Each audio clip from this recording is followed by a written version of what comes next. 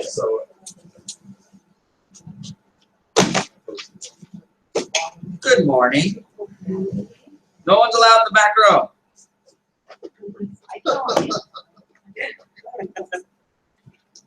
I'm scared. Sue's allowed in the back row. Okay, good. Lightly, yeah. All right. RVPs have the privilege of sitting in the back row. You're like RVPs in training. Yeah. Oh man.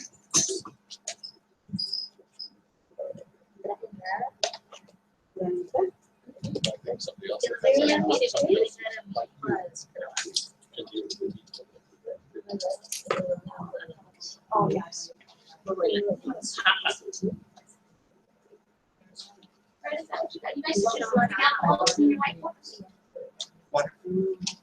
There's a lot of prep guy that's prepping up on. Yeah. That's what's in the. No, I'm way at the gate. That's one I always got on my wish list to my. It's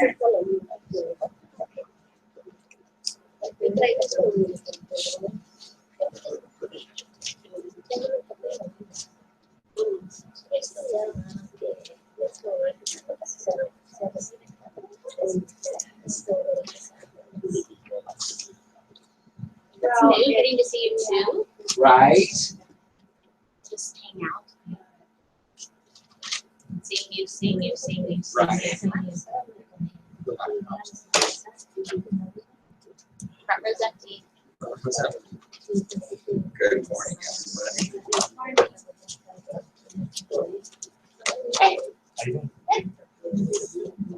So, how's everybody doing? So, go through. Anyone here for the first time that hasn't been here in a little while? Everyone say hi to Vicky. Really excited. Did anyone pass a test in the last meeting? Congratulations, Bob and Don! So obviously really excited. And you know, part of what we're going to do today is they're going to keep running the securities class to kind of get that up and running. And you know, Dawn, you started the kind of the introduction to the securities process. This is helping you guys kind of understand that there's, you know, and so the next 90 days is so today's an interesting morning because there's a lot. We're at a really cool place, and where we're going to be 90 days from now, we have a really unique opportunity.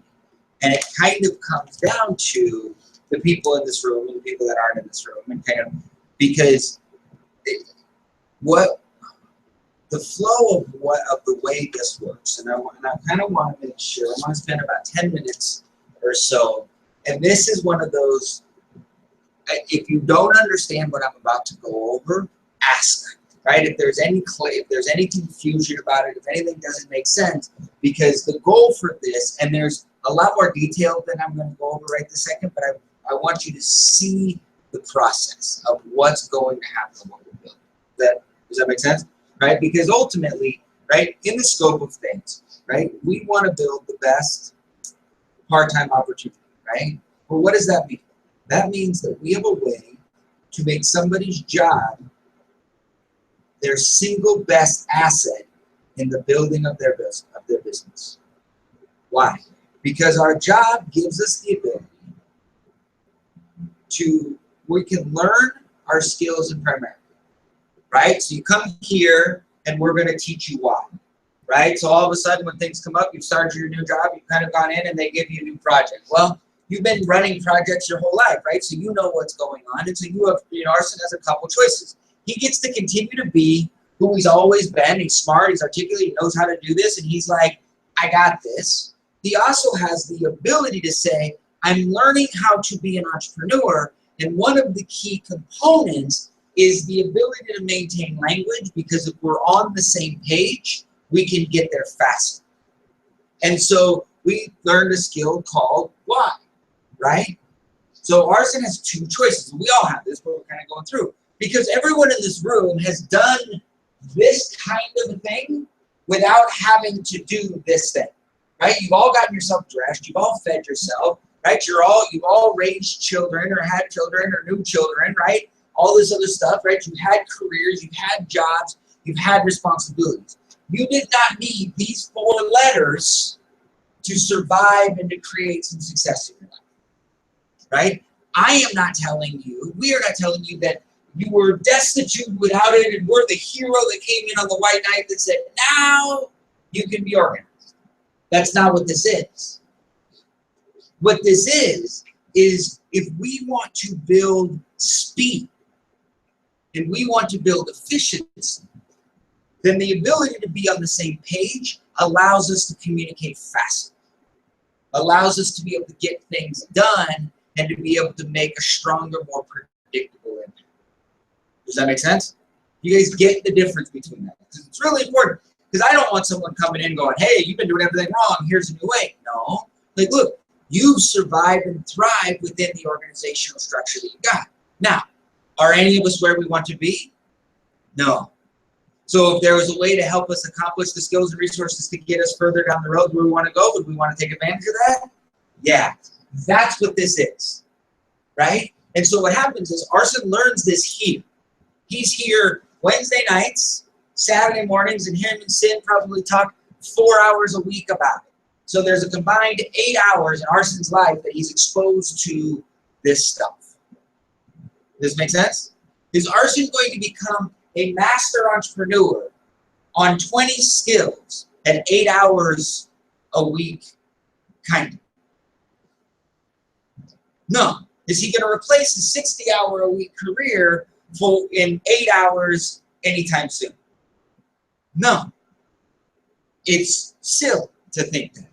And so what happens is we recruit a bunch of people and we're like, hey, you're going to get big, you're going to get free on 8 hours of learning when you're doing this. And then when you go back to your job and you do everything at your job the way you normally do it, but you're trying to learn your Primerica business, that's conflict.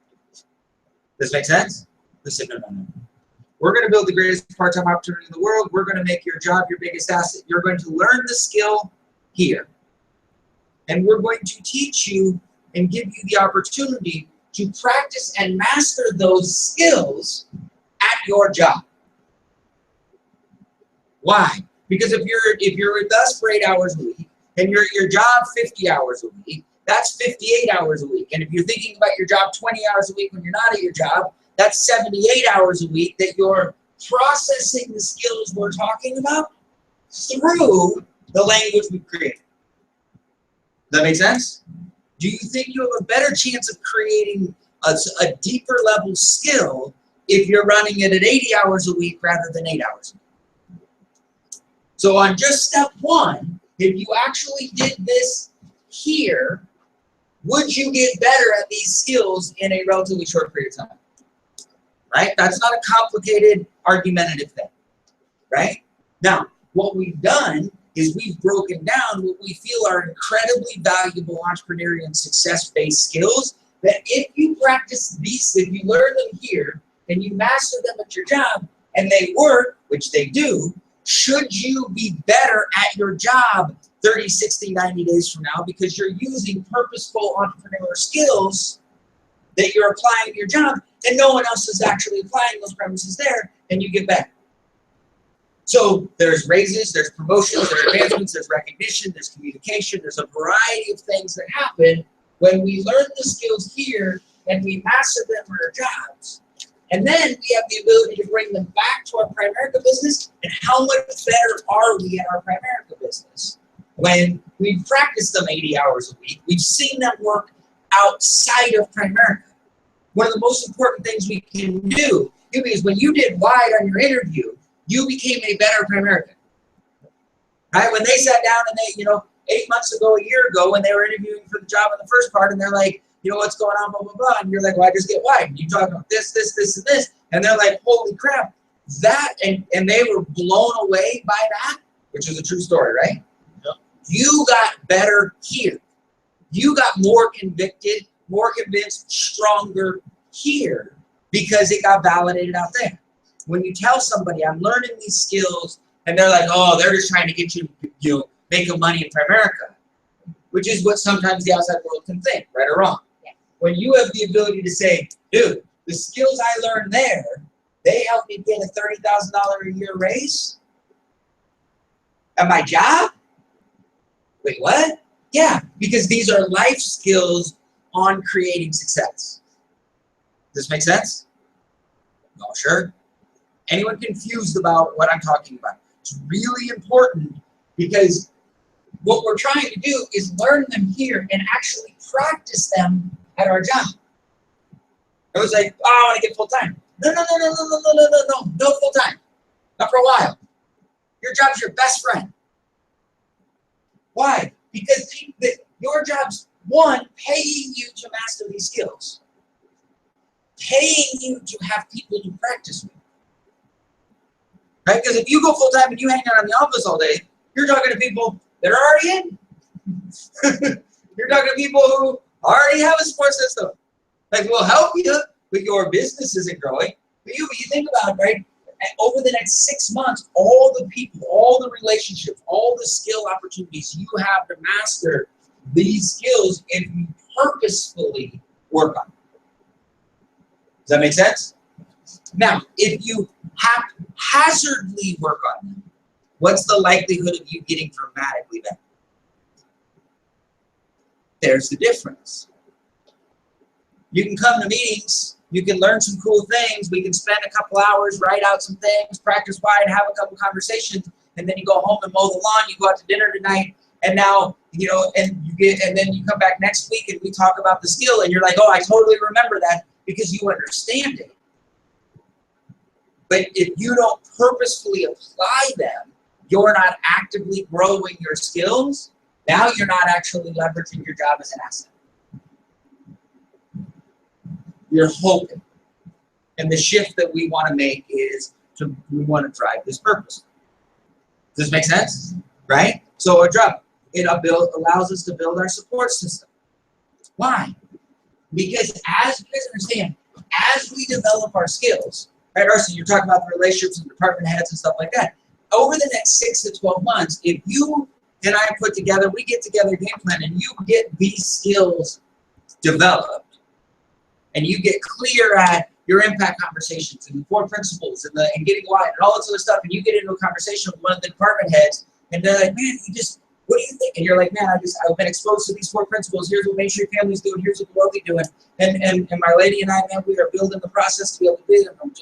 And you're having that conversation with someone making $160,000 a year that's in the department, but they're stuck.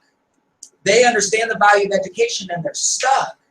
All of a sudden, not only do you have an opportunity to practice those skills, but you have a credible person that's in a place where they can hear what you're talking about. And now that person over the following year gets to be emotionally connected to the growth of your company. And they get to watch you develop, watch you grow. You systematically get to grow your support system by mastering and applying your skills in a captive audience. Does that make sense?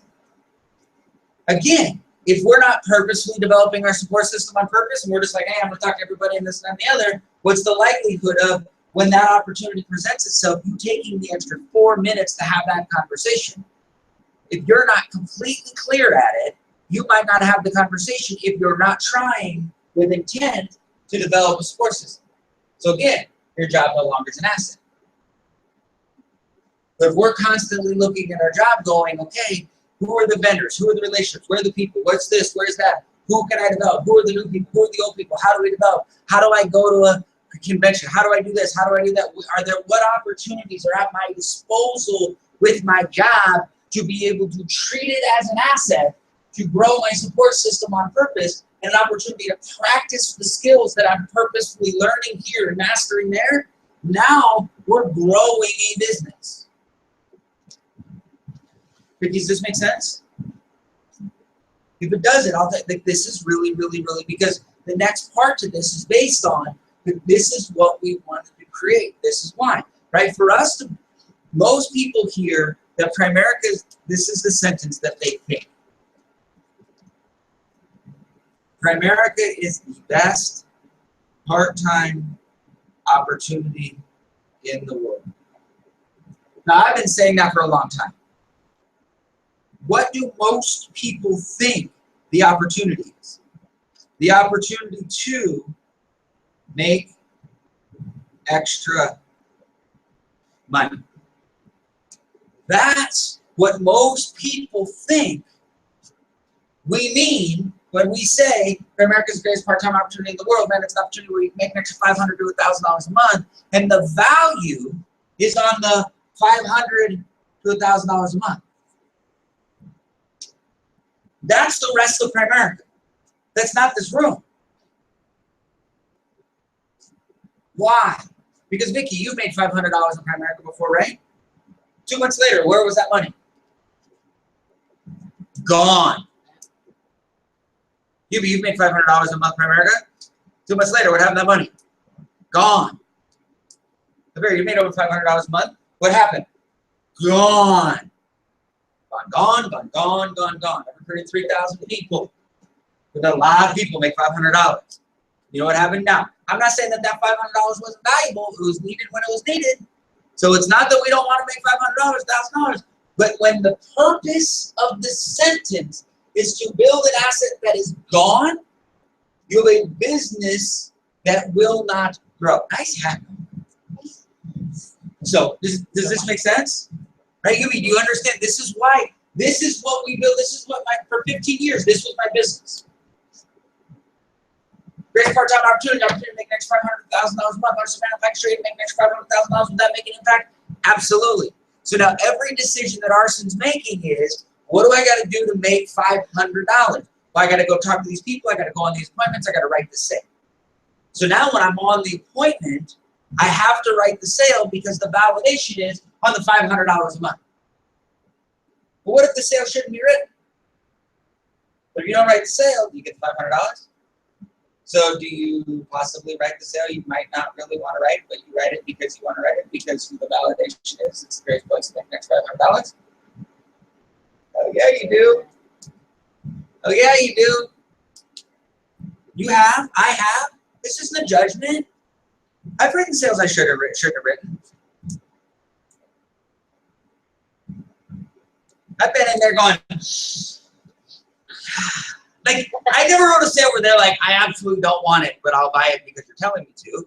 No one's ever said that. But I've had someone go, well, so what if I decide not to keep it next week? Well, you know what? That's okay. We'll put it through, and then when the policy comes in, we'll sit back down. I've absolutely. And then what happens is, now you got to charge myself. Because now you have to do the same work you have to do on the first one, but now you're working for free. Because you owe the company $400. Next time you're on appointment, you do the same thing. Right? Greatest part-time opportunity in the history of the world. You want to help family, get ready to help family, you're going to make that $500. But you don't have $500, you have to pay the company back for the $500 that they gave you last time that you knew they shouldn't have. And this is where the problem is.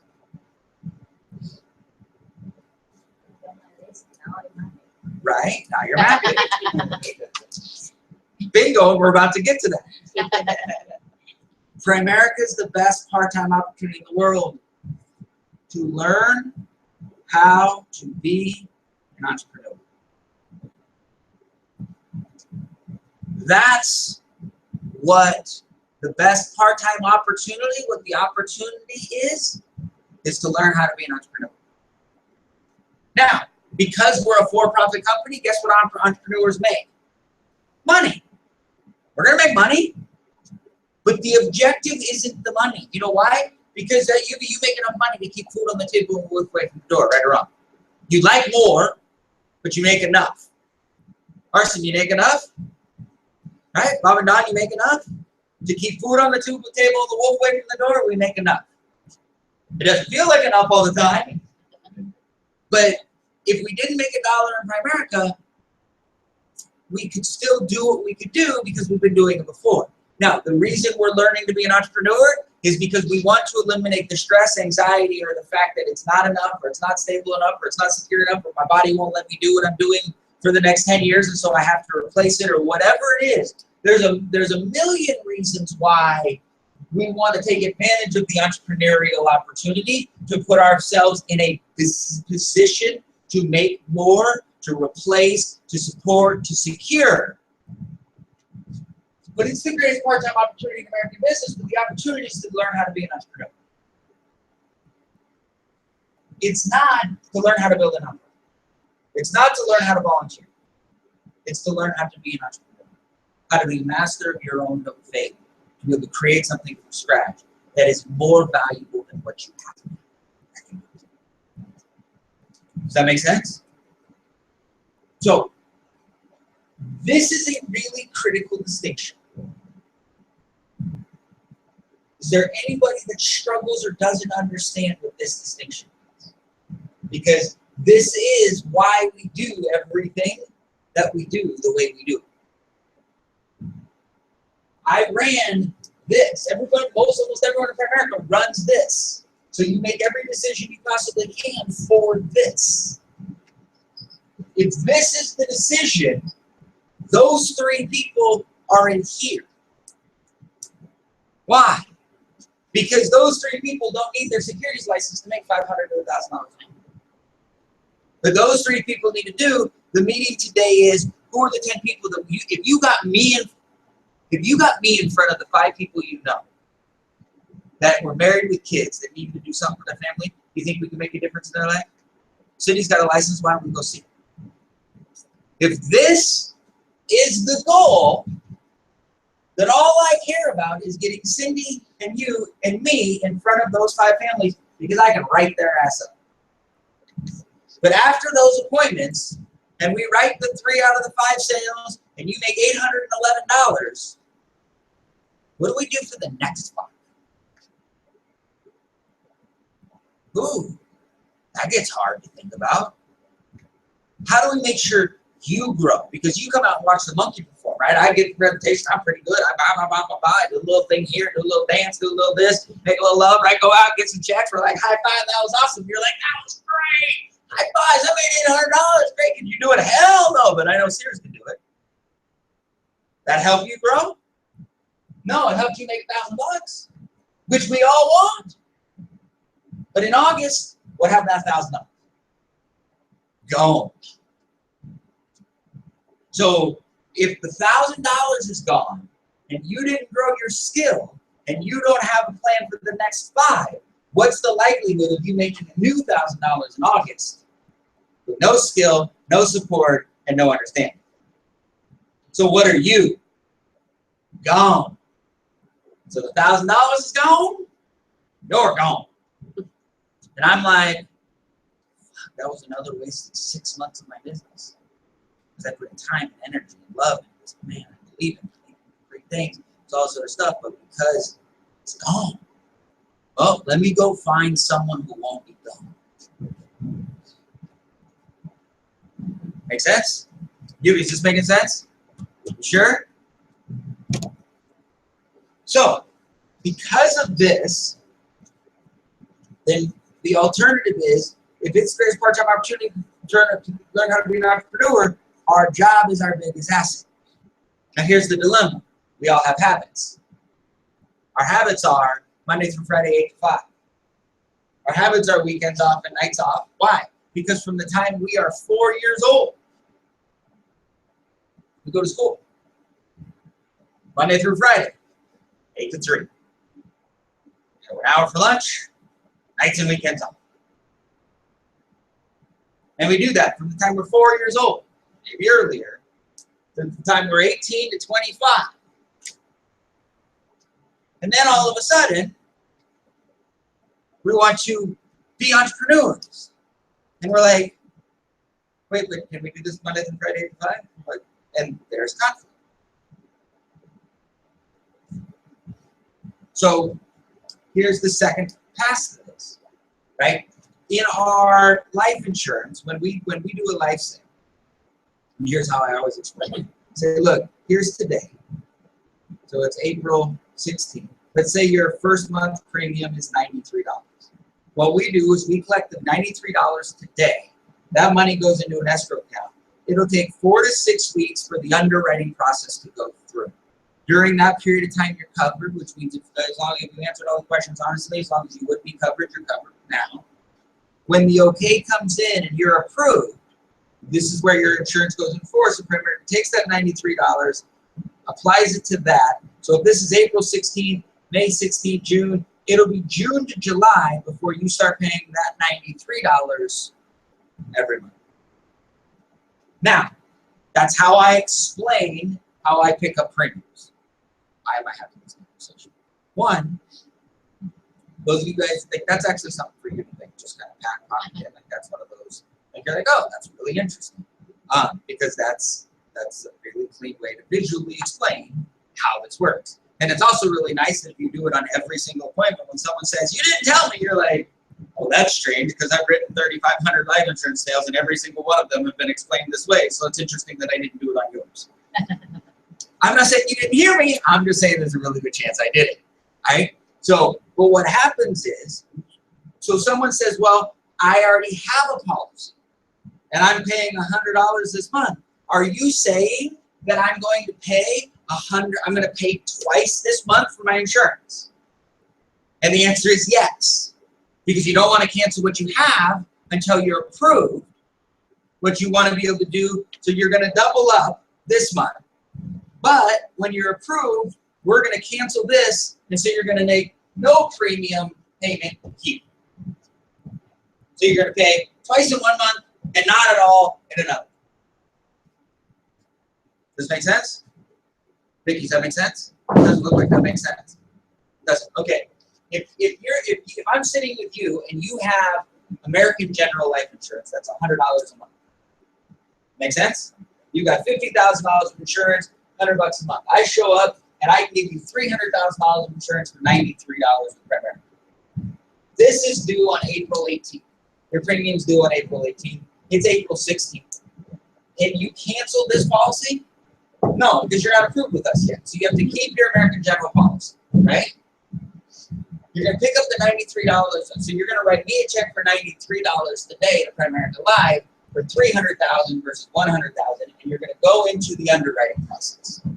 That underwriting process takes 4 to 6 weeks. They got to come take the medical, they got to put medical reports, all that other stuff. During that period of time, you are covered, which means if you died, you actually get this insurance and this insurance to your family. Okay, so if you're going to die, that's the best of the time, right? So if you go, wait, I'm paying you $93 for my insurance today, and in 2 days I have to pay $100 for my insurance? You mean I have to pay for 2 insurances? I don't want to pay for 2 insurances. Is there anything we can do about that? Not really. So we do that process. But 6 weeks from now, let's call it 4 weeks from now, this is just a month, you're approved. So now it's May 16th. You with me? Are you going to make this premium payment? No, we're going to cancel this premium payment. That make sense? So you're not going to pay the $100 in May. The $93 that you paid the very first month is actually your May 16th to June 16th premium. Does that make sense? So you paid for both insurances here, but you're actually in the month of May not going to pay for any insurance because it's prepaid. Yeah, this is just an example of, and if they don't, then they're not going to pay it for that. But yes, this is the why do I have to pay twice conversation. And so yes, you're going to pay twice, but then you're not going to pay. You with me? Okay, Brett, why in God's name are you talking about that? Because you're learning how to turn your job into an asset. And so for a short period of time, you're going to pay twice. You're going to pay Monday through Friday, 8 to 5 at your job, where you're used to having your nights and weekends off. And that gives you enough to keep food on the table and the wolf away from the door. And you have an opportunity to leverage the other time to learn how to be an entrepreneur so that there's a legitimate opportunity to replace your job when you have the skills, the support system, the capital reserve. And now all of a sudden, when you're in a position to replace your job, are you working Monday through Friday, 8 to 5 at your job and the rest of the time growing your business? No, you're just growing your business. And then there's an opportunity where, right, you're gonna do both for a bit, and then you're gonna do one for a bit, and then what we're doing is we're building this so that you have a business that runs, so you ultimately don't have to run it. Why? Because we want to increase your income and your freedom. That sounds kind of fun, right? If 5 years from now, I have to be running this meeting, am I free? No, this is an important, okay distinction. If 5 years from now I have to, not 5 years from now I am, I like doing this, so this is fun for me. But if 5 years from now, if I'm not here, no one else can do it, do I have a business? No. If 5 years from now I want to go to Italy for a month and I can't because my income is going to completely drive and our people are going to die, I'm stuck. Does that make sense? Does that sound like a dream? Does that sound fun? No, right? So you're like, well, I can take my income from $60,000 a year to $200,000 a year. That's great. But now I'm just a better shade of broke because now I have to work the same to maintain that lifestyle, because after a period of time, I was used to making 50 and my lifestyle was 50. Now I'm used to making 200. My lifestyle is 200. Shit, the drop from 200 to 50 is a whole lot harder than it is from 50 to 50, right? So now I got to work to maintain it. Now I'm stuck. No. One of the significant reasons why we're pivoting from this philosophy to this philosophy is when this is the philosophy, when this is the way we grow, you're always humping it.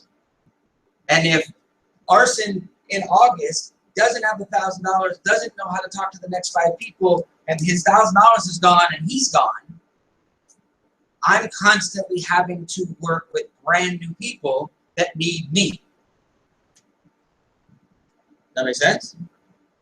But if we actually put a philosophy together that says, Arson, here's what we're going to do. We're going to spend the next 8 months getting you to learn and give you a platform to master the entrepreneurial skills so that you have the language, the tools, and we've got 80, 100 people that understand the language, the systems that are in place, and we're going to build the modules where someone can come up and run this. Now, all of a sudden, if we've got different people running the different skill modules, do I have to be here?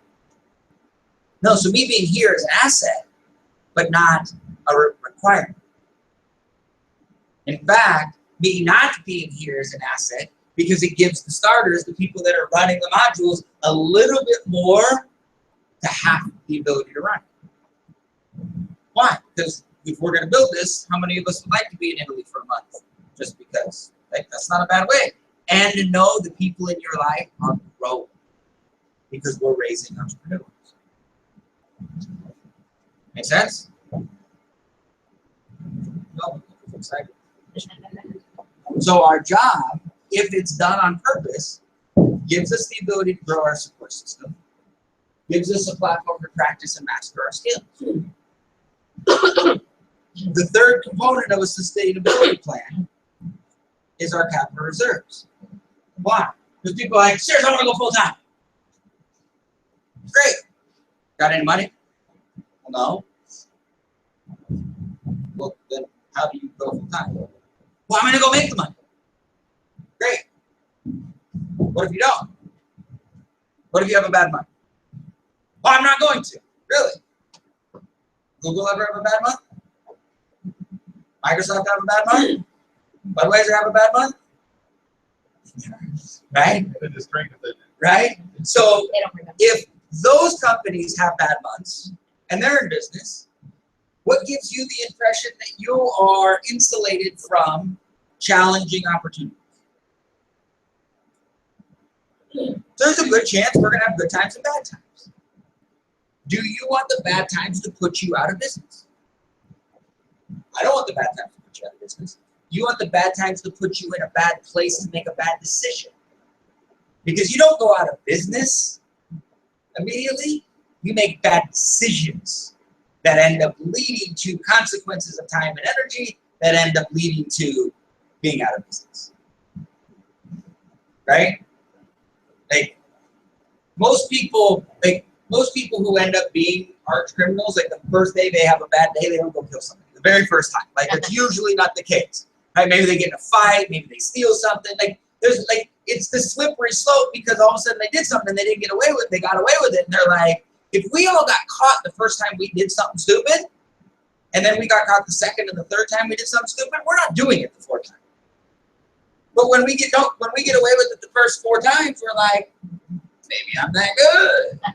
And now we push ourselves a little bit. Like, it's just human nature. Right? And so it's the same thing in business. This isn't, look, in my old business, we didn't talk about this stuff because it was like, no, if you're focused, bullshit, man. We want to make sure that we can stay level. We are ducks on a pond, man. Our feet might be going crazy. We're just gliding on this thing. And so we're like, look, what do we need? Well, we need to know our budget.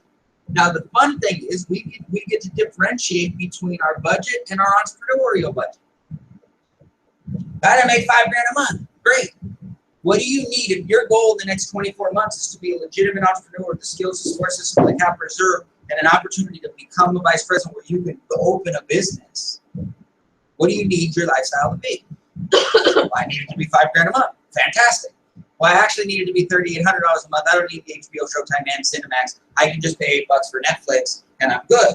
All right, well, here's $28 less. Well, we don't do this. I don't care what the number is, but you and I get to make the decision between our budget and our entrepreneurial budget before we get to a place where we have to make it because we're forced to. If you quit your job and you don't have any money saved and you're used to making $5 grand and you make $3,800, now what's your entrepreneurial budget? $3,800. But now you're pissed at it. Now you're like, oh, I guess we got to get rid of cable.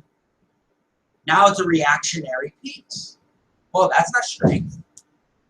I'm not trying to get rid of cable. I don't know what you should get rid of. Well, my conversation is, what's your budget? What's your entrepreneurial budget? Once you figure that out, you're like, okay, let's say it's $5 grand, and let's say it's $4 grand. You're like, okay, so you actually need $4,000 to keep food on the table and the wolf away from the door, but $5 grand allows you to have a little bit more fun. Great. So what happens? Well, you wanted 6 months.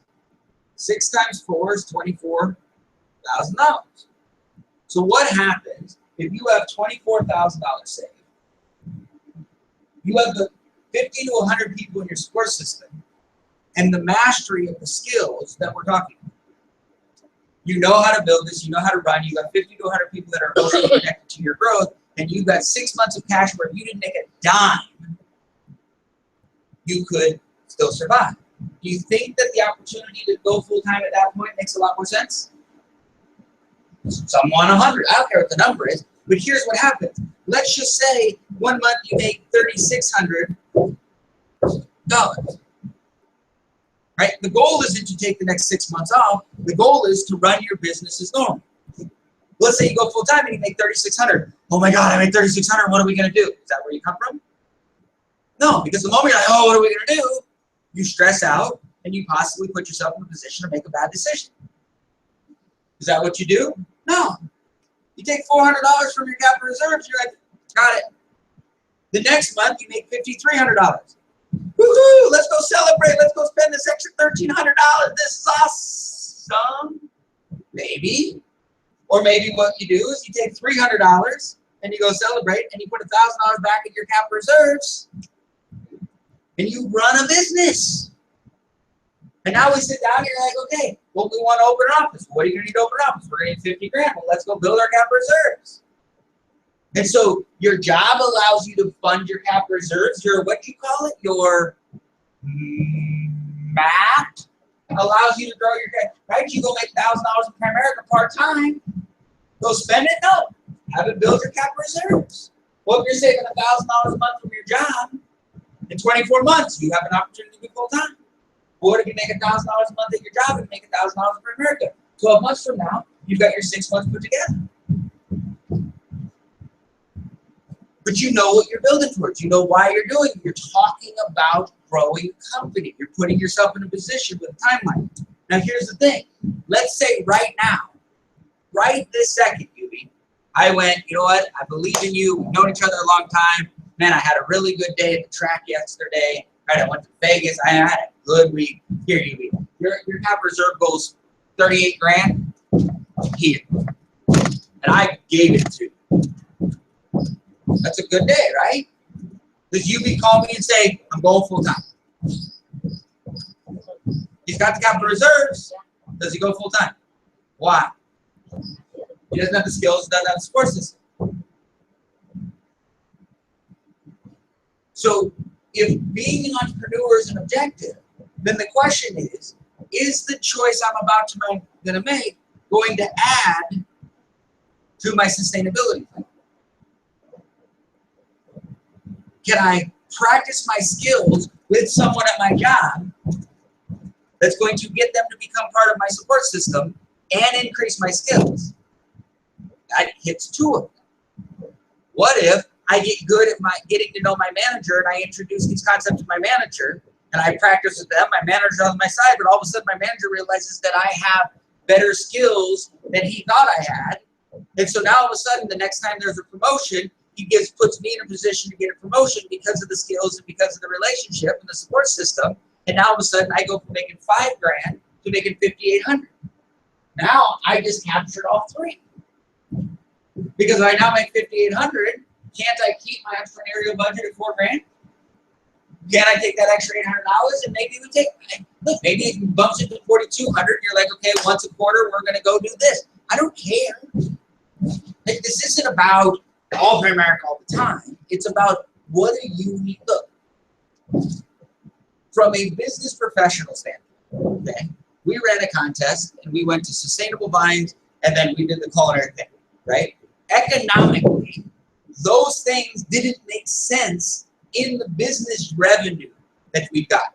The two events that we did with the RVPs was significantly more expensive than our business allowed, like, for it to make sense. So why did we do it? We accessed our capital reserves because our Primerica business didn't fund it. We accessed our capital reserves as an investment. Why? Because it allowed us to stretch the relationships. Does that make sense? And so it allows us to do, right? Every once in a while, Robin and I will disappear. We'll go out to a nice dinner. We'll go do this, right? Even if it's not, right? If we hit a goal, if we create something, we'll pull from and we'll go do a couple ridiculous things a year because it reminds us of the things that we like to do. And that comes from our capital reserves. It just comes on purpose. Does this make sense? See, if we're going to leverage Primerica as the greatest part-time opportunity to learn how to be an entrepreneur, then the conversations that we're learning is how do we be entrepreneurs? And so the sustainability plan is, if it's the best part of our opportunity, then our job's our best asset. We better be able to explain that. Why is it our best asset? It gives us a platform to develop and master our skills. It gives us an opportunity to leverage and to cultivate a support system on purpose and a platform to grow our capital. Now, all of a sudden, if we spent the next year going, okay, what's the next skill I want to attack?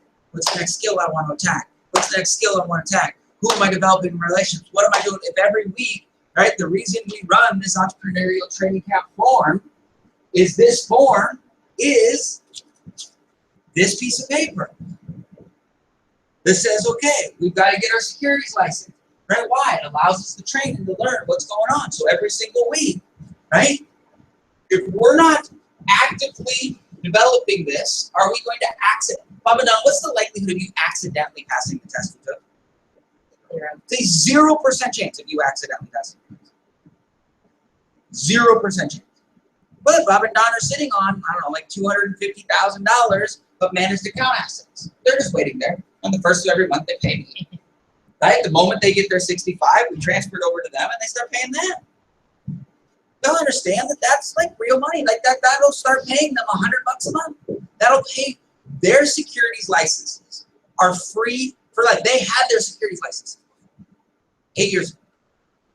And they decided Primerica, they weren't active in the moment, all sorts of stuff, running the old business, and they left, and they let those licenses lapse because they weren't going to pay $1,000 a year for something they weren't using. Now, I think we have a much better system, and there's a really good chance that they'd stay with us and we grow and all this other stuff. But you understand that if this was 8 years ago and we had those assets, when they decided to come back, that the timing was right, the system was right, they'd still have their securities licenses, and they would have made $1,000 to $1,200 a year every year just from the assets that we already had. So they're incredibly incentivized to get this. You've got 1,000 people. We just got to get you the licenses. But it's not an accidental thing. Learning skills aren't accidental.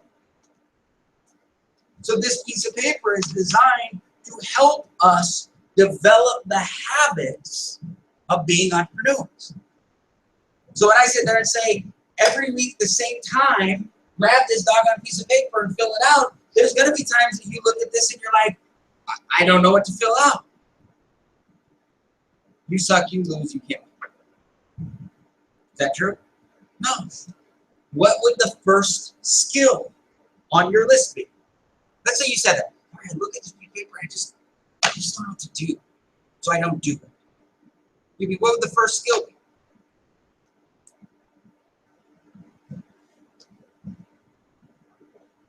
Okay. So in order to do what? Because wide is the concept, but in order to do what? What would the first objective that you have be? I say the single most important piece of paper you're going to have in the next 3 months is this piece of paper. The single most important. Bob, not Bob and Don, but for Bob, for Don. I'm still working on that. Right? This is the single most important piece of paper for Bob, and the single most important piece of paper for Don. It won't be forever. In about 2.5 months, there will be another piece of paper that I will stand up and go, the single most important piece of paper is, but this will become the second most important piece of paper, because this will be the piece of paper that they'll be able to teach everybody else. They'll stand for where you are, the single most important piece of paper, because for them to take advantage of the second piece of paper, they got to get really good at the first piece of paper. There is nothing more important than this piece of paper. It's two-sided. It takes between 18 to 22 minutes to fill out. And you fill it out at least once a week. I think you should fill it out twice a week when you're brand new, but that's all right. There isn't a more single most important piece of paper. It's this. And if I gave it to most of you, you would look at it and have no idea how to fill it out. True? So how can it be important if you don't know how to fill it out? It can't be. It can be important to me because I know how to fill it out. But will it be important to you if you don't know how to fill it out? No. It'll be another thing the Sears rails. There's Brad. Yeah, I know. It's most important piece of paper. Just like the lineup is the most important thing at the time. 6 weeks from now, he's going to come up with something else. No, I won't. 10 years from now, I truly believe, if you cut me open, when I said the lineup was the most important thing we were working on, I didn't say it's the most important thing we do. I said it's the most important tool for explaining our business. 10 years from now, I'm not sure I will say anything other than the single most important piece of paper. 10 years from now. Hopefully not to you guys. So, if I say this is the single most important piece of paper, but you don't actually feel like this is the single most important piece of paper in your business right now, it's okay.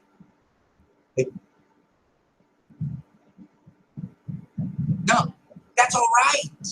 It's important to be okay with that. Like, I love, no, that's not true. I like kids. That's not true. I love my kids.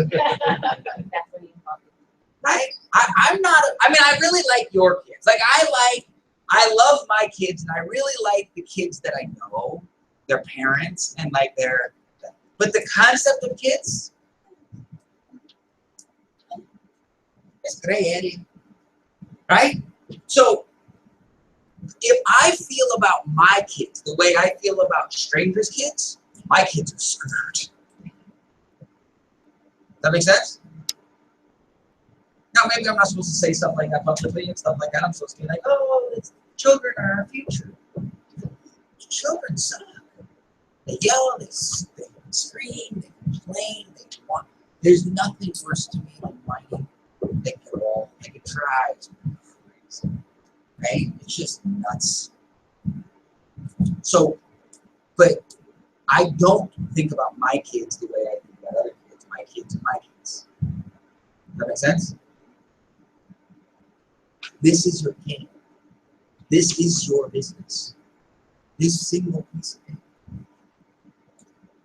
So, if I say this is the most important piece of paper, and you trust me at all, but you don't know how to fill it out, and we're talking about skills that we need to learn, what would you say would probably be the first major skill you would want to focus on?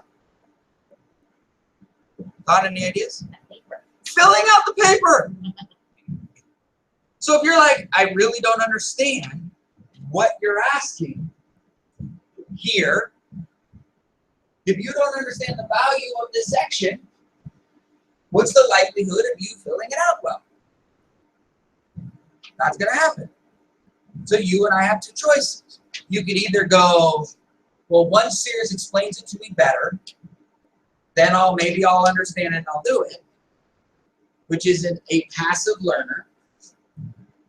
Or you could say, crap, this guy's just never going to stop. Because I won't. He's gonna just keep talking. Keep right. Ferris Bueller. He's going to keep calling and keep calling and keep calling. I might as well get up now. Right? And so it's, all right, Sears, do me a favor. Can we spend a couple minutes and can you help me understand what this section's about? Well, once you understand it, it's a little bit easier to run it, to do it. Yeah. Same thing with this. Right? None of this was done just by a waste of time. Why is it important? So we'll take it here. I'm going to hand these out. I'll hand out 4. But with this is 4. With this, I should have enough for this. So I don't want you filling them out right now. So we're like, ooh, good. I am going to take 15 minutes or so. Everybody have one? Oh, are you have a new one? No, not anymore. Okay, so this is where I'm talking. This is important to hear what I'm saying. Okay, what we're going to do is you're going to take notes on this piece of paper about what the purpose of the section is. Okay. This is about you being able to at least have a sentence so that next Saturday, when you come back and I'm like, so, Carson, why is this section important? You at least, worst case scenario, can pull out the piece of paper I just gave you and read what you wrote. Now, hopefully, if I say this is the single most important piece of paper, maybe we'll spend the next week actually learning those things, and so we can build on it. Okay? So, let's talk about it. Why is this first section important? What is the purpose of the first section? First section is about your securities license. Okay. Well, there's a couple things. One, everything we do is based on wide. And so what we're trying to do is generalize wide to many, many, many facets in your world. Because the more often we can get wide on other facets of our world, the more confident we can get it. The more confident we can start doing something purposely. You know, Dawn yesterday was like, I start getting wide with my classmates, like with my kids. Like she wrote it up and they don't understand. But she's getting good. She's like, oh, here's a way for me to talk to my kids about goals and where they are and introduce some concepts. So Dawn's like, oh, I'm going to leverage my job. I love these kids. I want to help them. They need to learn how to plan. If we spend the next 2 months learning how to organize plans and she comes up with some goals and some conversations, they're going to have a tool that people at 40 don't know, that they could know. These are special needs kids that could know by the time they're 15. But then Dawn, every day or every week or however often she does it, she gets an opportunity to figure out what works, what doesn't work, what's clean, what's not clean, and all of those things. Where 2 months from now, Dawn's got an opportunity to be dramatically cleaner on this topic. She's leveraging her job as an asset to master her skill. That would be an example of what I'm talking about. Make sense? So, first of all, this is why. Right? What section are you studying? Well, guess what?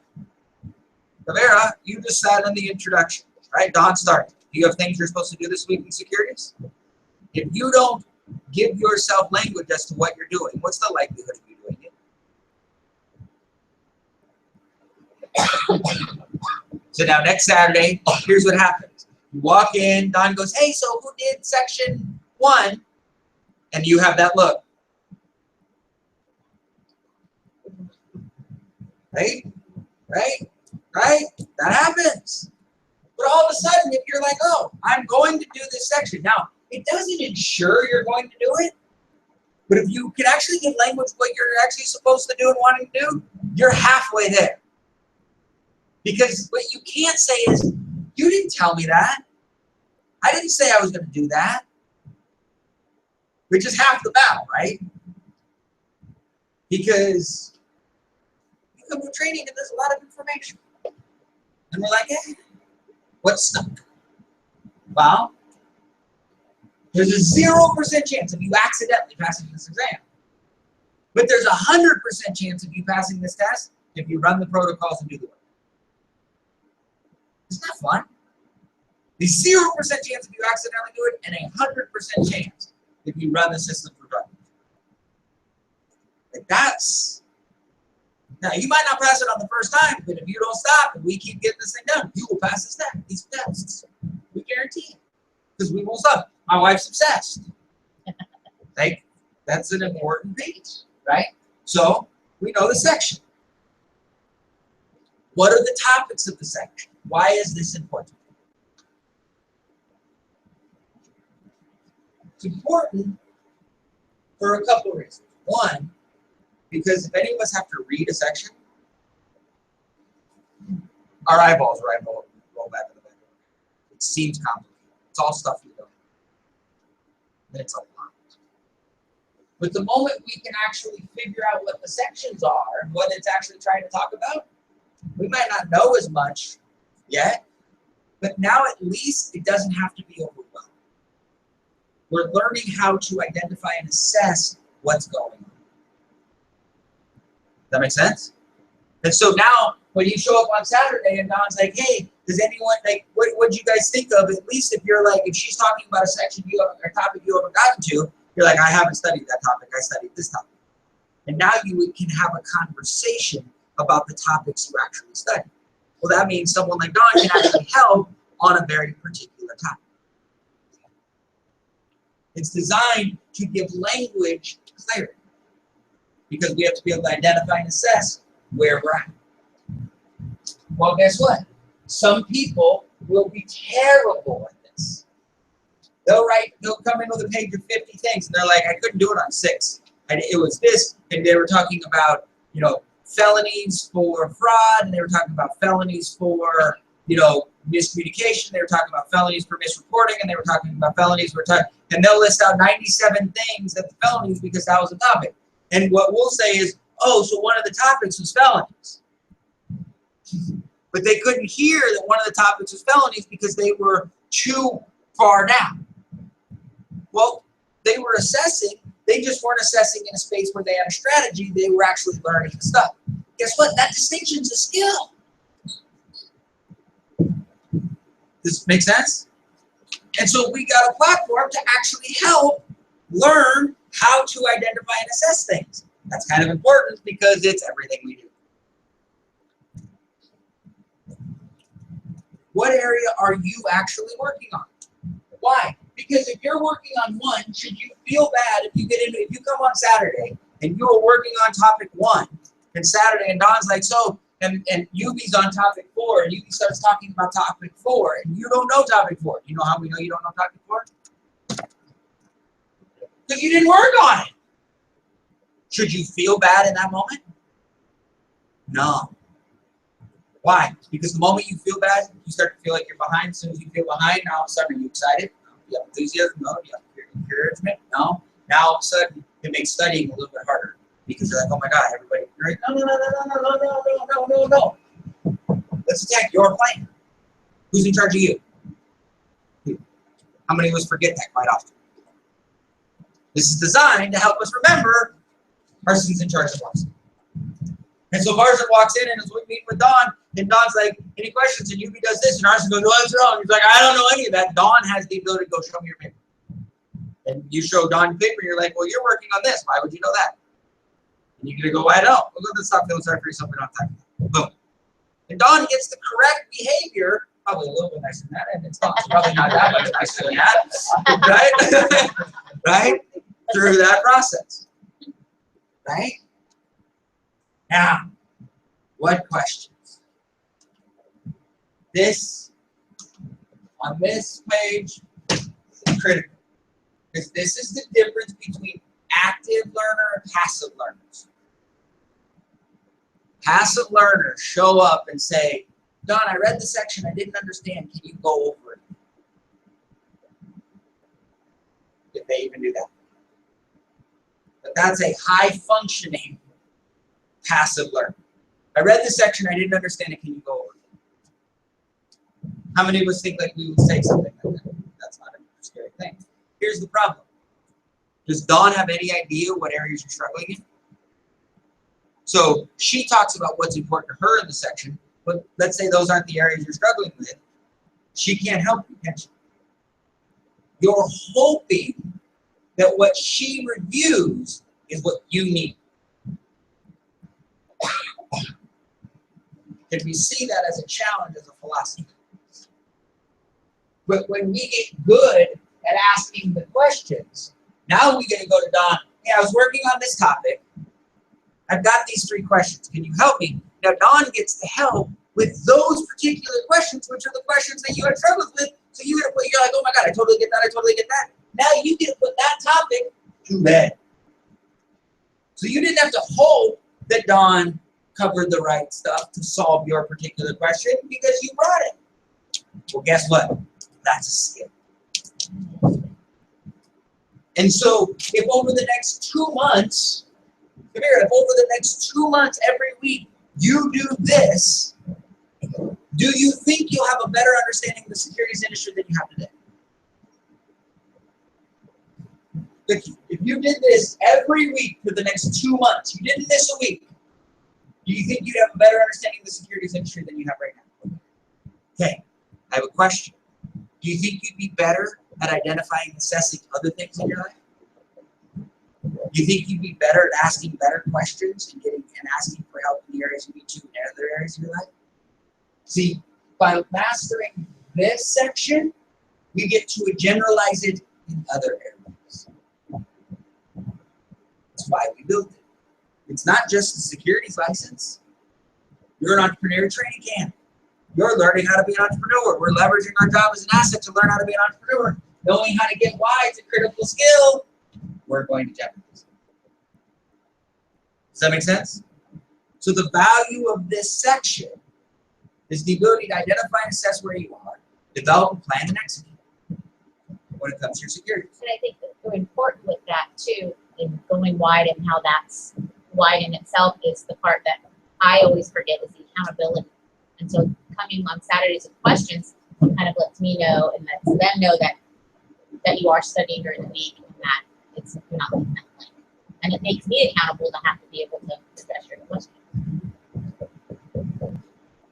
Think about it. We're all people, right? So let's say that Billy and Sally both are excited and want to do this. Billy shows up with his paper and works, and Sally shows up going, oh, I didn't do it. And I've got 10 minutes. Forget me. They're on your team, and you have 10 minutes. Which one are you spending your time on? Which one are you spending your time on? Why?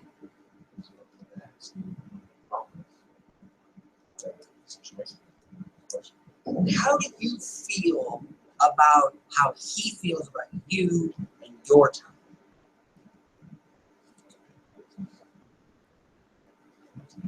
And he's taking this seriously and not this.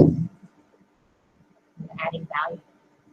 Right? Is that, I mean, we're all people, right? If Sally's like, oh God, I tried. Oh God, I did. Look, we'll give the time. We'll give the time. Like, we love people. We'll help and we'll go. But if we've got 10 minutes, we have to give it to the one that's going to move the ball because we need Billy to move the ball so that we can inspire Sally to take it seriously. Good morning, everybody. Right? That's just the reality of situations. And see, when I understood, I got to this, I was 22 years old. No one wanted to take my ass seriously at all. I went, man, I got to know this stuff better than anybody. And I've got to make sure, right? right? Rolled my upline had a big base shop, $50,000 base shop. Thanks for cranking. I'm like, man, why is he gonna spend time with a 22-year-old kid with no market? Shit, I'm gonna make sure his ass spends time with me. How do I do it? I'm gonna bring value. I'm gonna learn. I'm gonna be the best student I can. I'm gonna drive this thing. I'm gonna move the ball from week to week to month to month to quarter to quarter. Why? Because we want to create that. Because I realize if somebody, look, if you have a solution that makes a positive impact in my life, I'm gonna get it. Because I have to be an active participant in my own survival. Everybody take one seat. So, I know, right? No, they are secure. Wait, they're in the booth. So, does that make sense? Here, what we're doing is we're actually breaking down this piece of paper, the purpose behind all the sections, so that we can have language. So we just finished the securities portion, right? And then it's what are exams and what are our scores, right? You should be able to come in. You should be able to go. I did this exam. It drives us crazy. Probably not supposed to say this. But when we have to ask questions that you should provide answers to, our question is, why are we asking? Right? When it comes to exams, hey, did you do an exam today? One of them drives me crazy. Instead of someone coming in and saying, hey, I did this exam, I got the score, this is the area. It drives me crazy.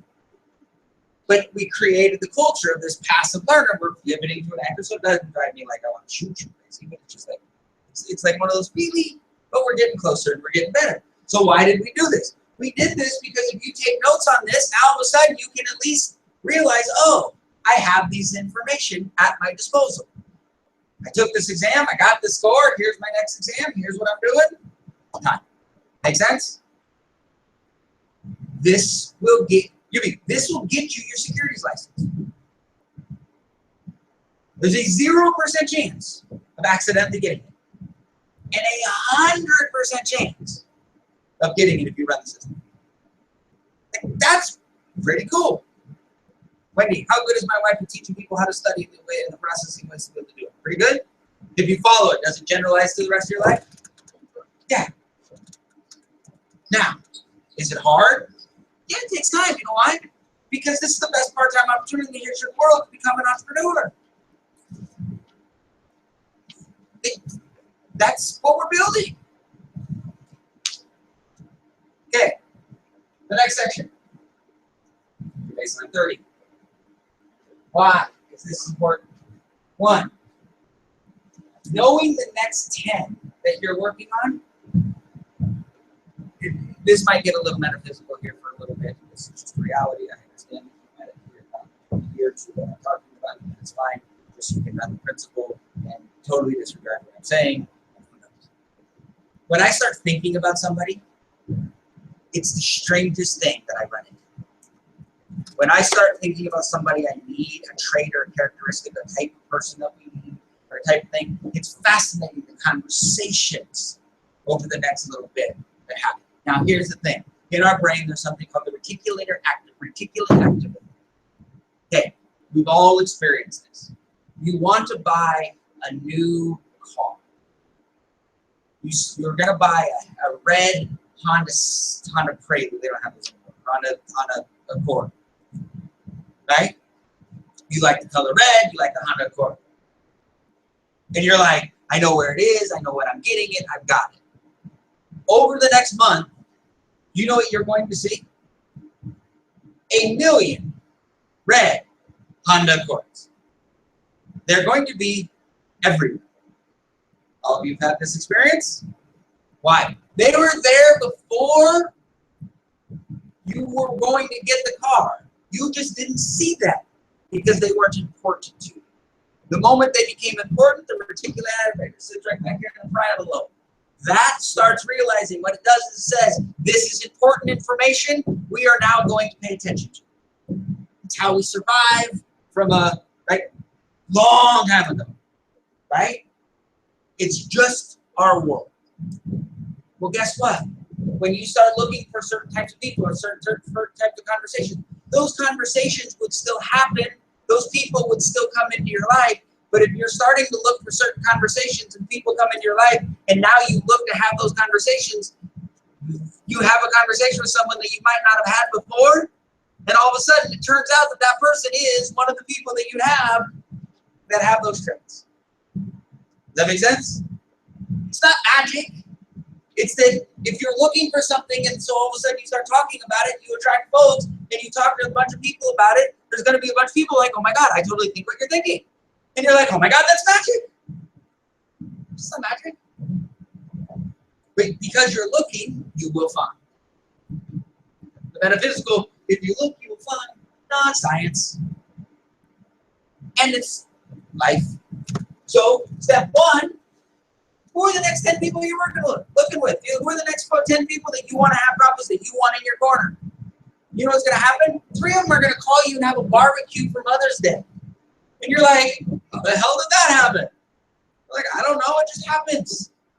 Well, would they have called if I didn't have them on a list? Maybe. But when you went to the barbecue, maybe you didn't look to have the conversation that you're now going to look to have because you know what you want. Or maybe you run into one of them in a week and a half from now, and because they're on your list, you have a fun little conversation, and because of that conversation, they talk to you about the barbecue, and 2 more are going to be there, but you wouldn't have had the conversation that found out about the barbecue that got yourself invited if they weren't on the list.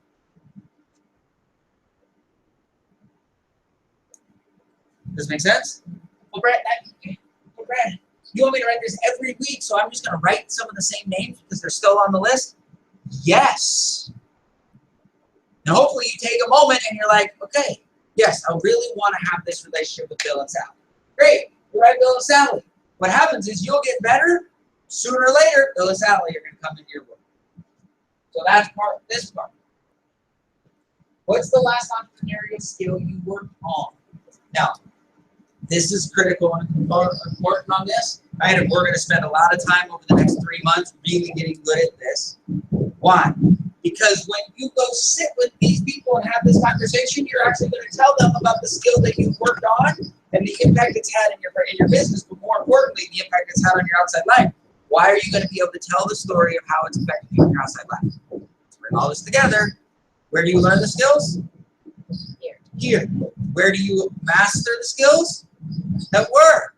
And so you can talk about the fact that you worked on a skill, you learned it here, you applied it to your job, you applied it to your family, you applied it to your business, and you saw growth and progress. What does that do? That generalizes the principles of your growth and the value of what you're learning. Not just, I'm in my business and you want to join. You're talking about the fact that you're growing and developing and you're applying it to your outside world, because if you're applying it to your outside world, that can be a positive impact on their life. Does this make sense? But if you don't know what skill you worked on, are you going to be able to give language to the skill you worked on? If you accidentally worked on something, are you going to be able to tell the story of what you're doing? No. So it forces us to go, well, shit, serious, I'm not sure I've worked on a skill yet. Okay, well, what do you want to improve? Like, what did you do? Right? So you're like, okay, well, then I better come up with a skill. But you get to give language to. What'd you do? Well, guess what? Identify the skill. That's a W. Identify and assess. This is what's going on. Develop a game plan. Here's the conversation we're going to have. Like, it's all designed to be live one more time.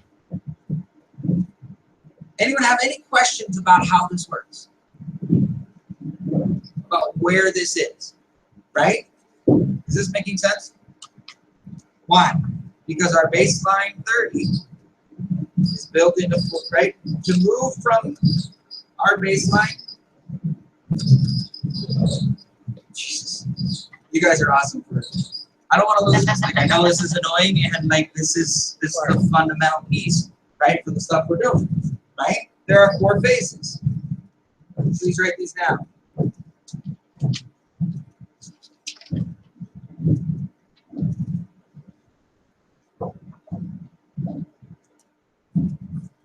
You want to know these phases too, right? Phase 1 of the baseline is you're introducing the fact that you're an entrepreneur training camp and you're talking about a skill. We'll get into the details of all of this work, but really what you're doing is you're introducing an idea. People know that you work with elderly. They don't think you're an entrepreneur. They don't think you're financial services. They don't think of you as this. They think of you as that.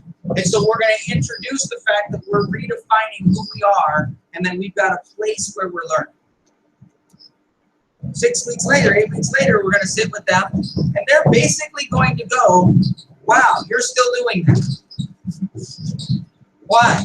Because people start a bunch of stuff, right? Most people don't finish.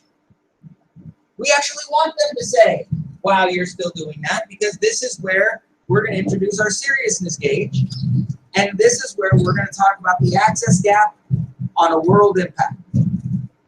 There's the macro, what's going on in the world, and the micro, what's going on in your world. And so you're going to talk about, yes, I am, because you know what is funny is I talked to you about this on your training camp. Man, the wealthy have access to not so wealthy, and we're stuck here. Man, and I realize that you're going to tell that story on an emotional level of what's going on in the world and how it's affected you. That I've done everything my parents did and everything my friends did. And I realized that by teaching it to my kids have the same attitude I had. Man, we're just going to repeat it. There's no way we're going to get free. And we're going to teach it, but this is where you're going to be able to level into the emotional impact of what's going on. For them to be like, holy shit, that makes a lot of sense. They're not buying and joining right now. They're developing a support system. But it allows you to get passionate about a crusade that's bigger than you. But now they can hear this. If you do this up here, they think it's a sales pitch. But if you introduce the fact that you're shifting and learning and changing, and the skills you're learning, you're applying where? At work, and growing your skills, they're like, man, I don't know if that Primerica thing's going to work, but at least you're learning how to make more money at your job. And you're like, absolutely, because these skills are critical, because no one's taught us these things. And then you get to introduce the access gap, that this is real, that the wealthy have access to this and this and this. Now all of a sudden there's an opportunity for you to get emotional about why you're doing what you're doing. Phase 3, we're going to introduce teaching. Why? Well, I realized, man, over the last 4 or 5 months, I've been doing this, got my securities license, and I realized, man, this problem is enormous, and I can't do it by myself. And so I started developing a team that, man, we're going to solve this problem. It's going to take a bunch of us, man. It's a grassroots approach, and it's interesting, though, man, because, man, I learned a lot of this stuff, and I practiced a lot, and that took a skill. But teaching other people things, man, that is, and I'm going to talk to you for 15 minutes about what I've learned, about what I've done well learning how to teach, and what I haven't done well learning how to teach. Because the more you understand that what I do is, and I'm going to give you examples, man, I got this couple, and I got this guy, and I got this lady, and we've got, man, we're teaching this, and it's funny how different generations have different, and we're going to talk about the impact of learning and the impact of teaching here. Why? Because I want them to understand that that's what we do. Because we're going to solve this problem by mass growth, and we have a platform to teach the skills that we learn. Why? Because now they start going, oh, phase 4 is about vision and growth, and we're going to ask them to help us. Well, if they know that we learn skills on purpose, that there's a big picture of what's going on, and that we've gotten really good at teaching, now when we ask them, do you know anybody who we can teach, we've set the stage for that platform. Does this make sense? Yeah. A third will give us 1, a third will give us 3, and a third will give us none. That's okay. But every 6 months, we're just going to keep getting better at our vision and our opportunities, and we're going to keep developing that relationship, that strategic partnership, and we're going to be able to drive this all the way down. We're going to move to our scout team, and we're going to grow. But it's built. And so each one of these, we're going to develop. So if we're going to do this, how important is it that we have the skills that we're working on that aren't accidental? Does it make sense? Vicky's like, I need to take a nap. It's all right, it's being recorded. And it's a lot, and it's not. Like, it's a lot when you break it down. Anything's a lot when you break it down. Building this chair is a lot. Right? From how it was upholstered to how it went, how the state, like anything you build, when you break it down, it's complicated. But if you bought this at IKEA with 7 screws and 2 toggles, you could put it together. That's what this is. So we're like, well, we need some skills. Well, then we come over here and go, what's our skill plan? There's 2 skills that are missing that will be on this when I bring up the next one. It's the sustainability plan and the baseline 30. Those 2 skills will be on there, right? It's going to come up one, right? But, right, we're starting to grow these things. You're like, okay. So guess what we're going to do? Is we're going to systematically attack these different skills. Over the next 3 months, we're going to build different modules, and we're going to be spending lots of time on these skills, and you're going to learn them. And we're going to create them in a way where they're teachable and they're trainable and they're modelable, and you can grow and you can learn them here and you can practice them at work. And you get better at work, and then you come back here and you're a little bit better, and so you can learn a little bit more, you can take it and you can practice it where? At work. This makes sense? And so we're gonna purposefully drive. So best us know, what's the topic? Identify and assess, develop a game plan, and execute that plan, right? So everything's gonna be, we wanna practice at work. How are we gonna do that? Well, we gotta develop the plan. This is okay, this is the skill we're gonna do. Like, let's say it's why. You're like, okay, I want to learn this why. Okay, so how are we going to develop it at work? Okay, here's what the first thing we need to do is we need to come up with 5 projects that you have influence on. And then you identify and assess what kind of influence do you have. And then we develop a plan to be able to apply that influence, and then we execute. And then we break down each one of those projects. It's like, let's start with project number 1. What's the project? Let's identify it, let's develop a plan and execute.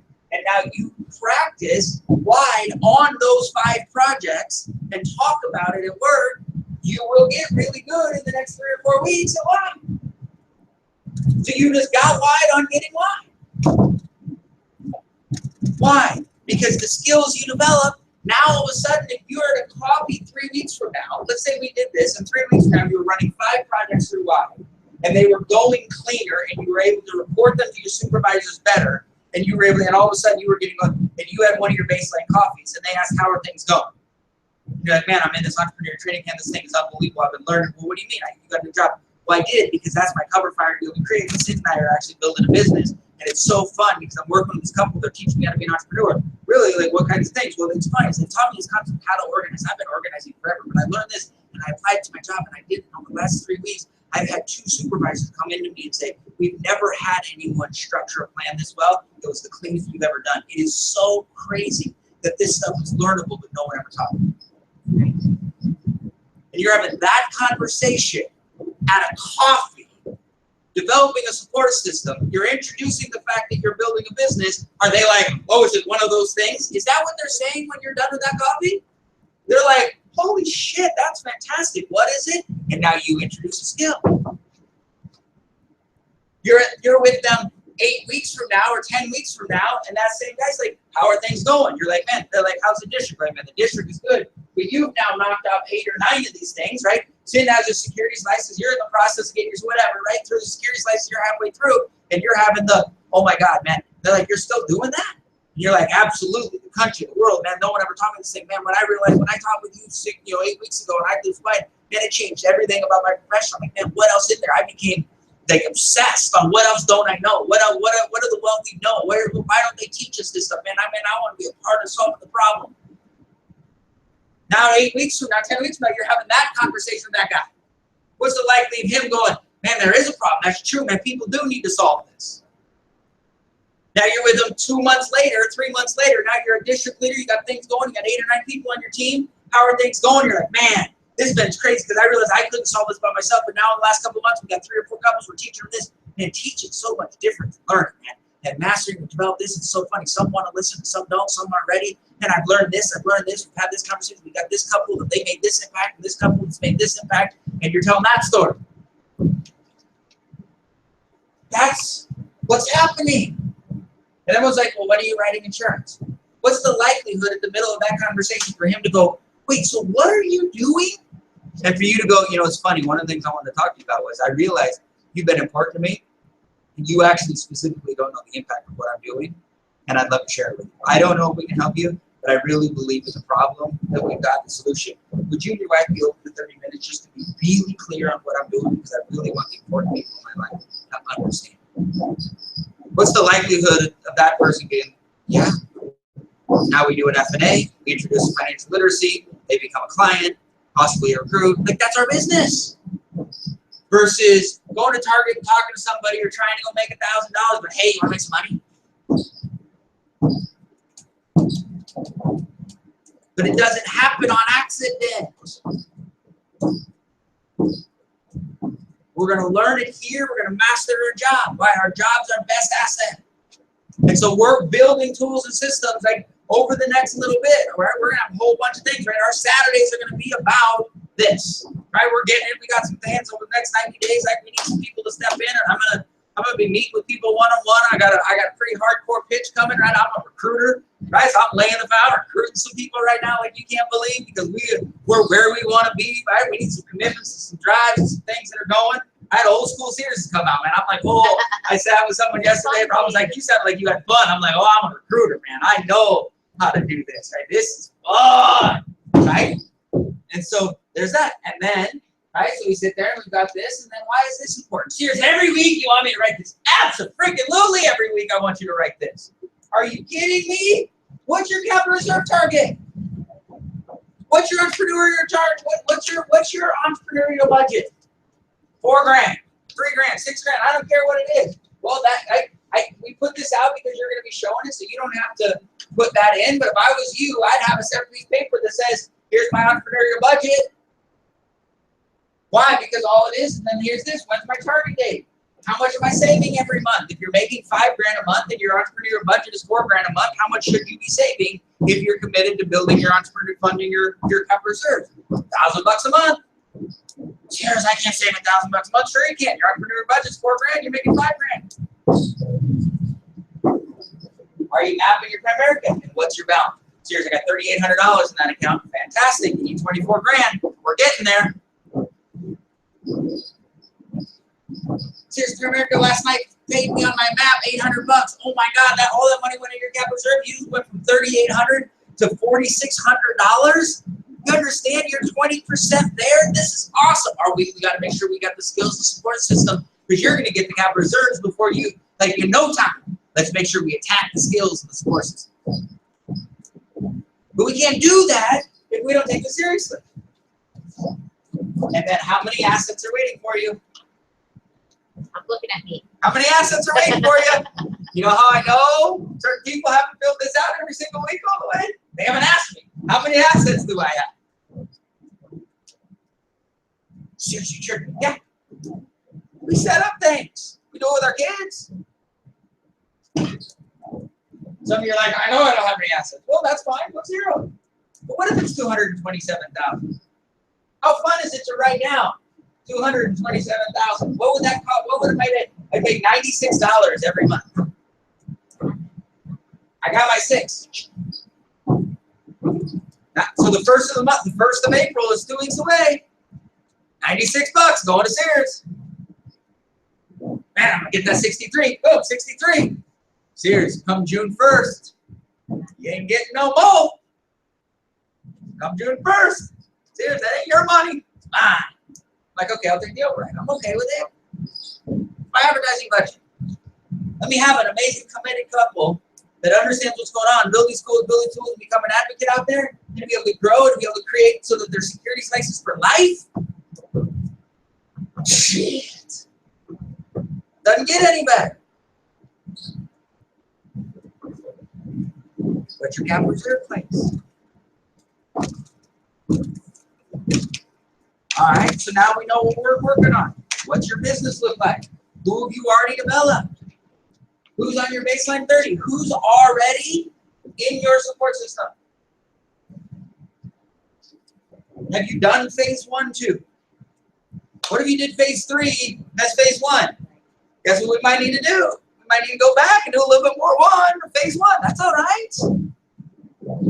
You know why? Because we didn't have this.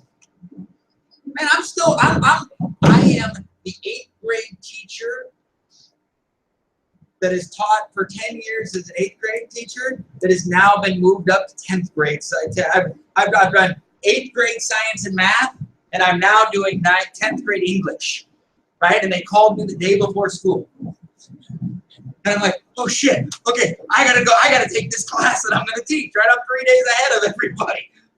And that's all y'all, right? That's our alpha team. If you don't like that, come back a year from now. We're gonna have the same wired. But it's really fun to be part of creating it. You just have to suffer through. Wait, Sears, why didn't you tell me to do this? Look, this, that. So, you got this in place.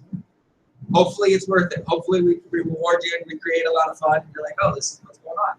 Right? So what have you got, guys? It feels so good when you're able to say, I really have 11 people in my phone.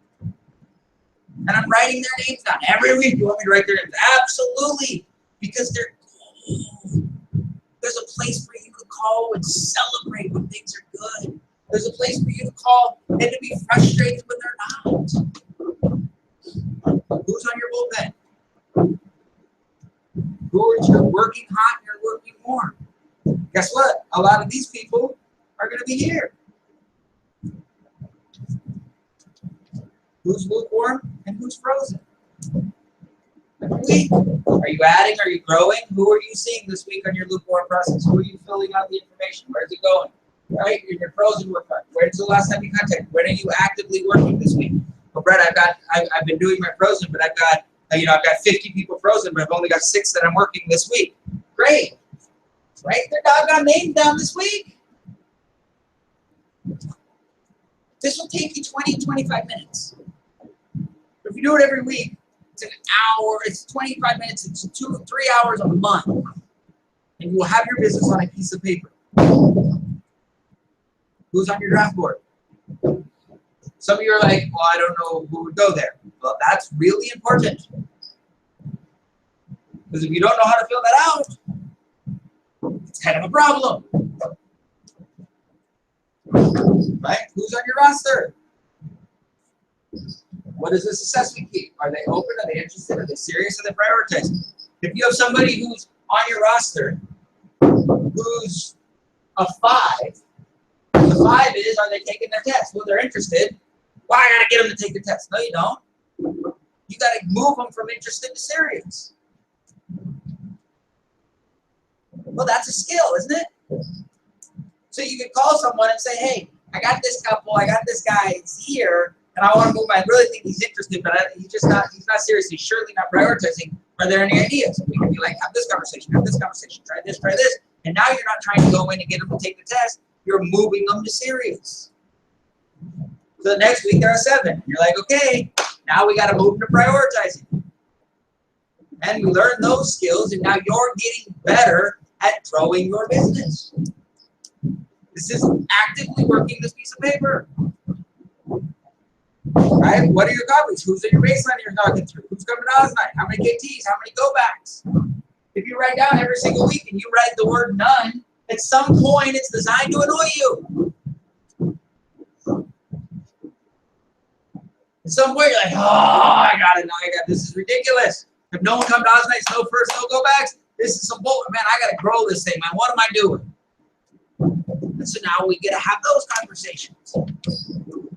This piece of paper allows us to take an indicator of where we are and to work with our coaches. There is not a more important piece of paper than this piece of paper. Then you become a game day player, and we'll pivot to our CAA'z, and there's not a more important piece of paper than that. And going forward, growing your business, the CIA page will be the most important page, but this is how you grow it. Anybody have any questions about anything on this piece of paper?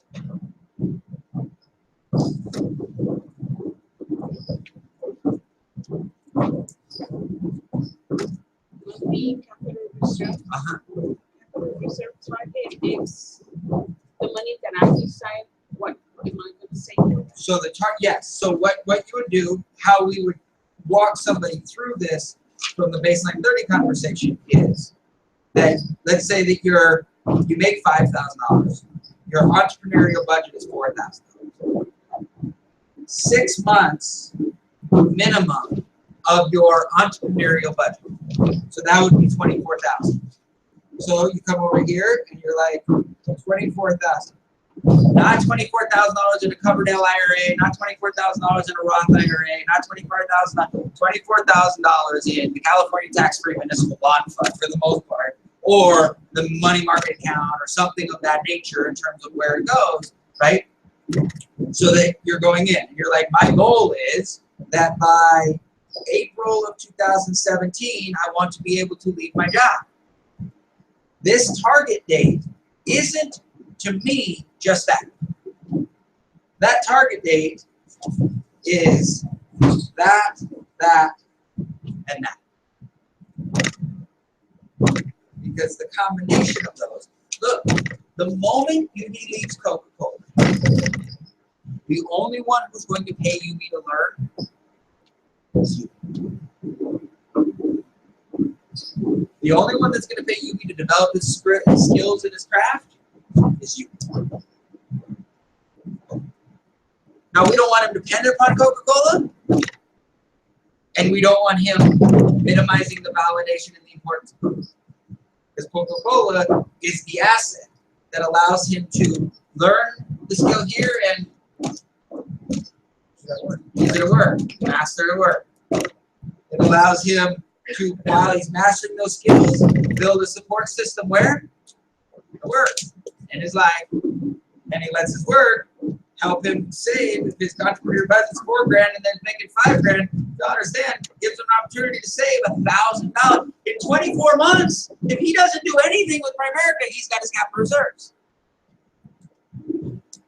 So he's like, man, I know that if I attack my skills with my support system, if nothing else matters.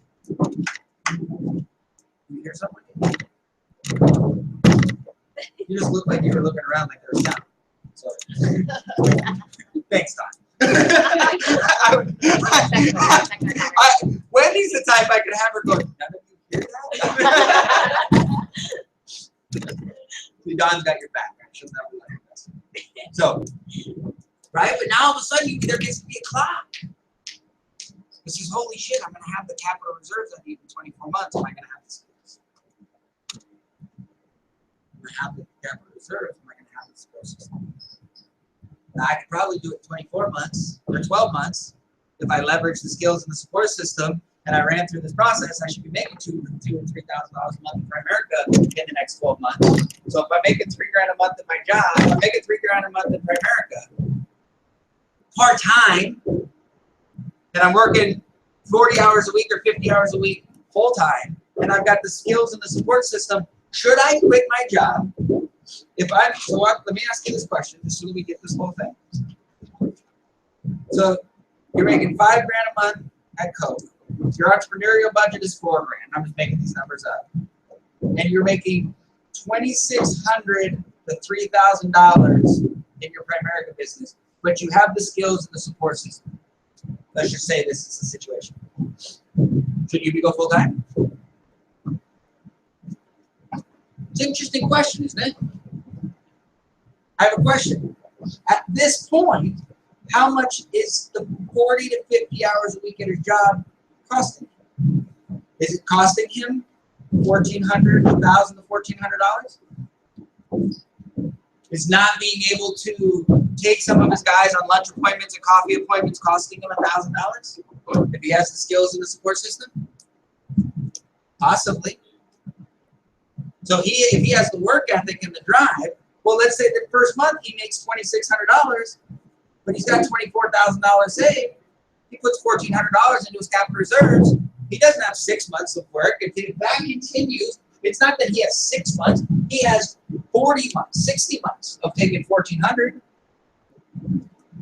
Do you think if he goes from a dead standstill to $2,600 a month in Primerica developing his skills and support system, he's got 58 people in his corner, 8 people in his team that are learning how to be entrepreneurs? You think in the next 40 months he's going to take his income from $2,600 to $4,000? Does it drive him more? Push him more? Right? So now we get to have those conversations about leveraging the tools if it's a responsible decision.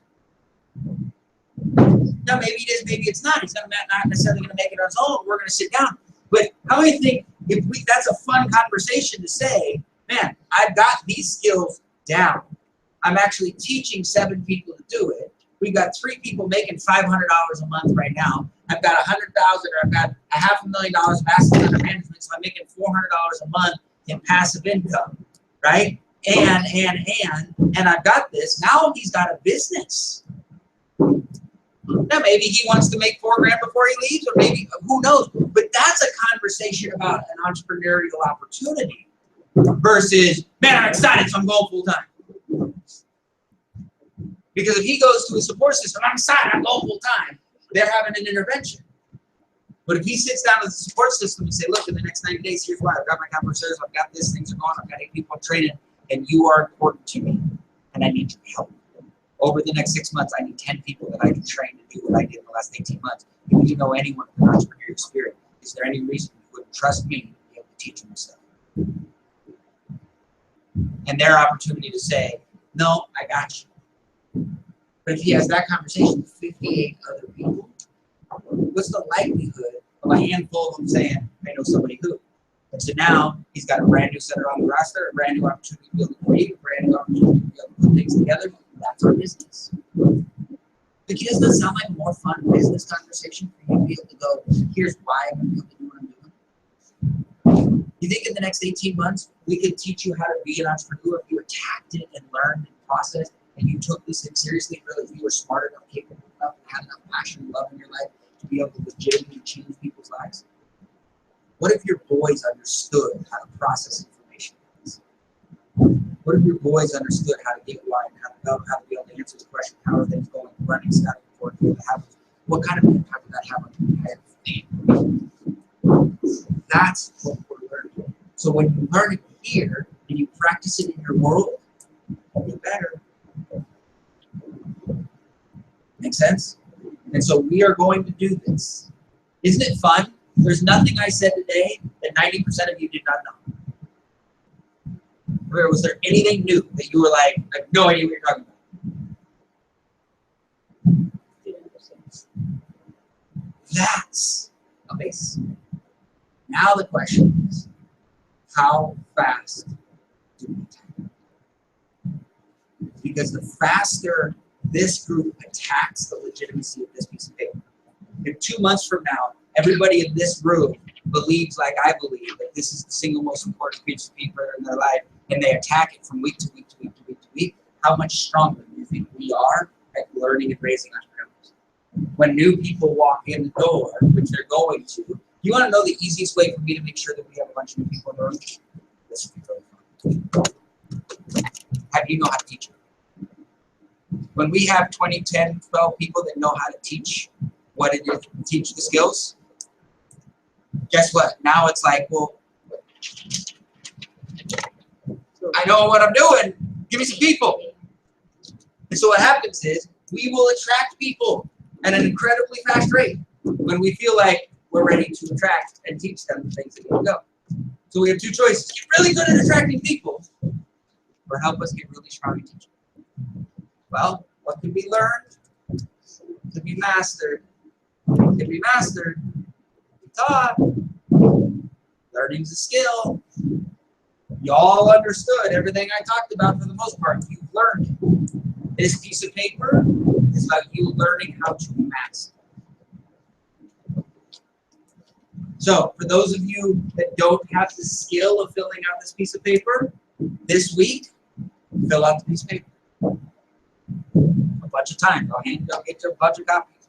Write it out, practice it, ask questions, email me, text, call, go on Slack, do whatever. If you have a question, if you don't let not knowing what goes somewhere sit.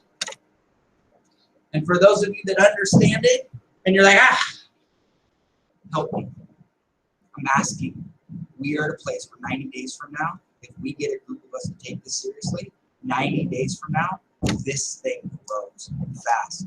Because we got a leadership team that actually understands the value and validity of this, and we do extra work in these next 90 days, even if it's annoying, even if we don't think we need to, we just do it, and we get enthusiastic about doing it.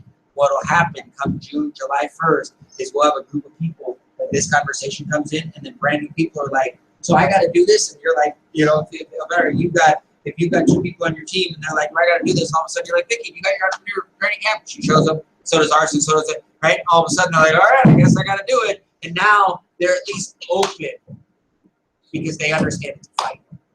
Now they still got to learn it, but they're open to learning. I had to spend 2 hours this morning. I had to use this meeting for us to understand the importance of this piece of paper. That means in this meeting, we couldn't move the ball. We weren't talking about other things. We were talking about this, which is good because that's where we are. But if you have to sit through 8 of these because we don't get it, that retards your growth. Now that 24 months becomes 26 months. Could you imagine if you, because we're talking about this, has been making five, and it's not necessary, but could you imagine if Yubi's been making $5,000 a month for the last 2 years, and his entrepreneur budget could have been $4,000 for the last 2 years, and he could have saved $1,000 a month in his capital reserves for the last 2 years, but he didn't. And so now he could have all the money he needs to go full time, but now he still has to get up at 5 o'clock in the morning because we didn't have a plan. Could you imagine the impact? Well, that might suck over the last 2. We didn't have this. What happens if we have this, guys? And we don't use it. In 2 years from now, we have the tool. We can use it. And we're still getting 6 months. We're still letting someone else help us. We still have to leverage our job as an asset. We're still. That is expensive. We got a bunch of people coming Wednesday night, man. Turn to your market, turn to your list. If there's folks in your life on your baseline that you're like, I want you to understand a little bit more about what's going on, right? Invite them, right? Take the 2 best people on your baseline 30 and be like, hey, you know, I know we talked about this. I don't know if I was real clear, but I'd love for you to meet some of the people I'm talking about, and let's get them here. Just an opportunity to learn and grow and change. We're gonna support. We know. Look, we know the phases. We're going to support them. Love you guys. Good? You're good? I still talk to Rob.